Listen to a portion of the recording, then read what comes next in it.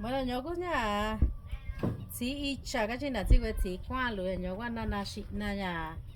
ta sa cái cha sa vì là tôi nó nuôi ít chả bây giờ số lúc qua nani ra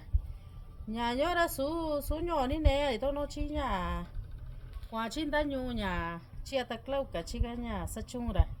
ý cái này chỉ có là nữa là tôi nó dùng cái là dùng vị trí luôn số vì ra sáng nay nhà cô ta chỉ nhớ là ní nani vậy tôi ta sa cái cha sa vì ra basunya sana aku ra to no ichawa nani ra nya nyora kustuta nya aku sa to nya to no yutsa lu to no cha anya sa to ra asinjo atsazera nya nyogu chi icha na ne ani ne ya takuni ni shigona no chinya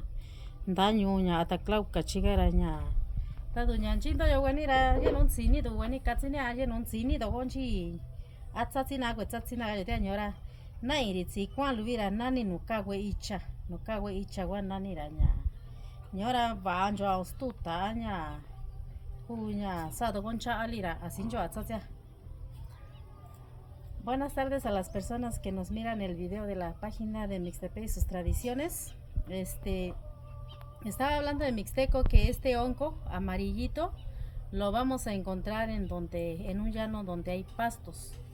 y entonces el mixteco pues se puede traducir en español como hongo de pasto, ¿no? Porque crece donde hay pasto. Este hongo pues crece en las primeras lluvias, porque hay muchos tipos de hongos, pero esos tardan más en crecer, y estos son los primeros hongos que podemos encontrar en esta temporada de lluvia, cuando ya empieza a llover, y eso es el primer hongo que podemos encontrar. Se prepara así, lo podemos freír o también se puede preparar en mole. Así se come de dos maneras, y pues este hongo es comestible. Me lo vendieron por allá por Morelos, Ataclauca, como allá trabajo, y me lo llevaron, y pues ya también la gente explica cómo se prepara, y mi mamá también dice que ya lo conoce, y que es de todo por acá por Mixtepe también, y es el primer hongo que crece en las primeras lluvias.